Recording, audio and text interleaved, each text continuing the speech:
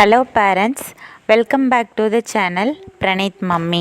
இன்றைக்கி இந்த வீடியோவில் நம்ம என்ன பார்க்க போகிறோம் அப்படின்னா, உங்களோட ஆட்டிசம் குழந்தைய எல்லாரும் மூளை வளர்ச்சி இல்லாத குழந்த, மென்டல் அப்படின்னு சொல்கிறாங்களா, அதை நினச்சி நீங்கள் ரொம்ப ரொம்ப வருத்தப்படுறீங்களா? உங்களுக்கான வீடியோ தான் இது காமனாக எல்லா ஆட்டிசம் பேரண்ட்ஸுமே ஃபேஸ் பண்ணுற ஒரு பிரச்சனை தாங்க. ஏன் அவங்க அப்படி பார்க்குறாங்கன்னா, ஒன்று நம்ம குழந்தைக்கு நேம் காலிங் இல்லை, ரெண்டாவது நம்ம குழந்தைக்கு ஐ கான்டாக்ட் இல்லை. இது ஒருத்தர் பார்த்த உடனே ஈஸியாக ஆட்டிசம்னு கண்டுபிடிச்சி கொடுத்துருது, காமிச்சு கொடுத்துருது. கூப்பிட்டா திரும்பி பார்க்கல, நம்மளோட கண்ணை பார்க்க மாட்டேங்குது அப்படின்ன உடனே அது ஆட்டிசம் அப்படின்னு தெரியாமல் அவங்களே இது மூளை வளர்ச்சி இல்லாத குழந்த, மென்டல் அப்படின்னு முடிவு பண்ணிக்கிறாங்க. அது போக பிஹேவியர்ஸ் நிறையா இருக்கும் நம்ம ஆட்டிசம் குழந்தைங்களுக்கு. செல்ஃப் டாக்கு, செல்ஃப் லாஃபு, இந்த லாஸ்ட்டுக்கும் அந்த லாஸ்ட்டுக்கும் ஓடுறது, ஹேண்ட் ஃப்ளாப்பிங் பண்ணுறது, ரிப்பீட்டாக ஒரே விஷயத்தை திருப்பி திருப்பி பண்ணிகிட்டே இருக்கிறது, டான்ஸ் ஆடுறது, பாடி ஒரு மூமெண்ட்டாக வச்சுக்கிறது, எச்சி துப்புறது, இந்த மாதிரி பல பிஹேவியர்ஸ் இருக்கும்.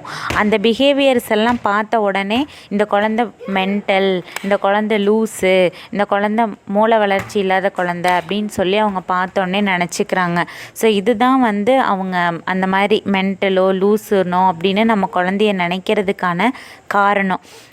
நம்ம முன்னாடியே சொல்லிடுவாங்க, இந்த குழந்தை ஒரு மூளை வளர்ச்சி இல்லை, நல்லா இவங்க அம்மா பார்த்துருந்தா அந்த குழந்தை மூளை வளர்ச்சி இல்லாமல் போயிருக்காது, நல்லா பார்த்துருந்தா அந்த குழந்தை மென்டலாக போயிருக்காது அப்படின்னு எல்லாரும் சொல்லுவாங்க.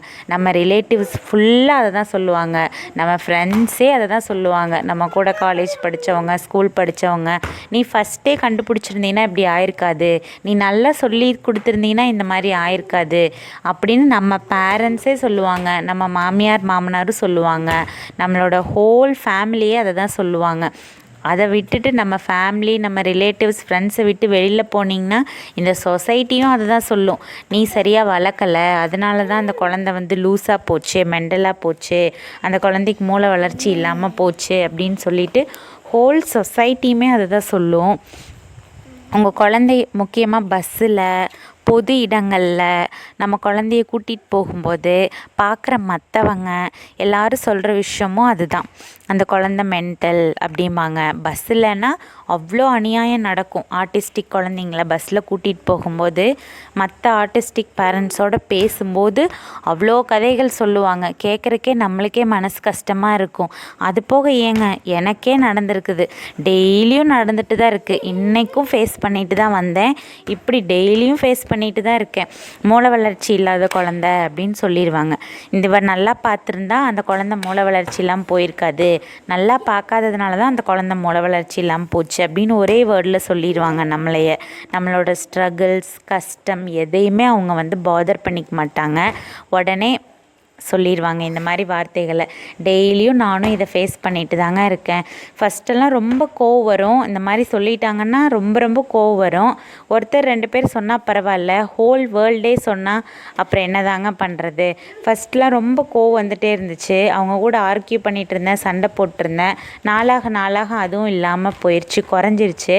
அதுக்கப்புறம் கண்ணீர் வர ஆரம்பிச்சிருச்சு. யாராவது மூளை வளர்ச்சி இல்லை அப்படின்னு சொன்னால் உடனே அழுக வந்துடும். யாராவது மென்டல் அப்படின்னு சொல்லிட்டாங்கனாலே அழுக வந்துடும். ஸோ இனிமேல் உங்களுக்கும் அப்படி தான் இருக்கும்னு நினைக்கிறேன். இது எல்லா ஆட்டிசம் அம்மாங்களும் ஃபேஸ் பண்ணுற பிரச்சனை தான்.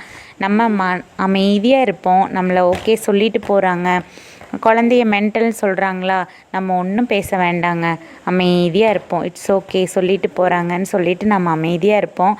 நீங்களே அப்படி ஒரு முடிவை எடுத்துக்கோங்க. நம்மளோட மன நிம்மதிக்காக யார் கூடயும் நம்ம ஆர்கியூ பண்ண வேண்டாம். நானே அந்த முடிவு தான் எடுத்திருக்கேன். இனி யாராவது மென்டல் அப்படின்னு சொன்னாங்கன்னா பஸ்ஸில் அமைதியாக இருப்போம், ஆர்கியூ பண்ணவே வேண்டாம். யாராவது மூளை வளர்ச்சி இல்லை அப்படின்னு சொன்னாங்கன்னா அமைதியாக இருப்போம், நோ ஆர்கியூமெண்ட். எந்த ஆர்கியூமெண்ட்டும் யார் கூடயும் பண்ண வேண்டாங்க. நானும் அதே முடிவு தான் எடுத்திருக்கேன். இந்த வீடியோ பார்த்ததுக்கப்புறம் நீங்களும் ஒரு முடிவு எடுங்க. மூளை வளர்ச்சி இல்லாத குழந்த, மென்டல் அப்படின்னு சொன்னாங்கன்னா உங்கள் மனசை கல்லாட்ட வச்சுக்கிட்டு, இறுக்கி வச்சுக்கிட்டு அவங்கக்கிட்ட எதுவும் பேச வேண்டாம், எந்த சண்டையும் போட வேண்டாம், ஆர்கியூ பண்ண வேண்டாம், கோபப்பட வேண்டாம், சண்டை போட வேண்டாம்.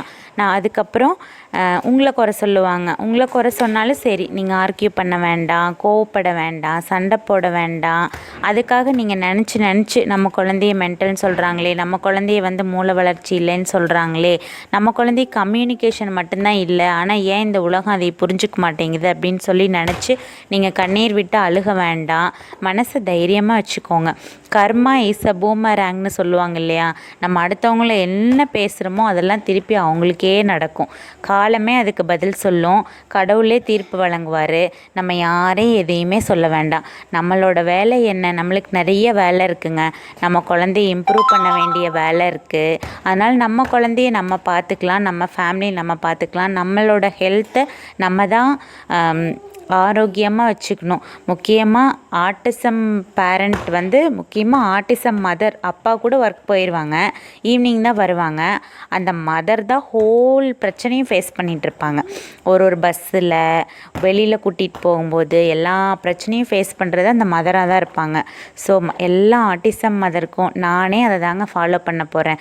மென்டல்னு சொல்கிறாங்களா, அமைதியாக இருக்க போகிறேன். கடவுள் பார்த்துக்குவார், தீர்ப்பு வழங்குவார் அப்படின்னு சொல்லிட்டு அழுக போகிறதில்ல, டென்ஷன் ஆக போகிறதில்ல, ஆர்கியூ பண்ண போகிறதில்ல, திட்ட போகிறதில்ல, எக்ஸ்பிளைன் பண்ண போகிறதில்ல. மூளை வளர்ச்சி இல்லைன்னு சொல்கிறாங்களா, ஓகே, அமைதியாக இருப்போம். கர்மாவே பார்த்துக்குவோம், கடவுள் பார்த்துக்குவார். அவங்களுக்கும் நடக்கும். நம்மளுக்கு மட்டும்தான் நடக்குதா? அவங்களுக்கு வேறு நடக்கும். கடவுள் வேறு ஆப்பு வச்சுருப்பாரு. நம்மளுக்காவது ஆட்டிசத்தை மட்டும்தான் கொடுத்தாரு, அவங்களுக்கெல்லாம் வேறு ஆப்பு வச்சுருப்பாரு. அப்படின்னு நினச்சிட்டு மனசு நிம்மதியோடு இருங்க, கான்ஃபிடென்ட்டோடு இருங்க. நம்ம குழந்தைங்க கண்டிப்பாக இம்ப்ரூவ் பண்ணுவாங்க. மனசை ஹெல்த்தியாக வச்சுக்கோங்க. Thank you so much.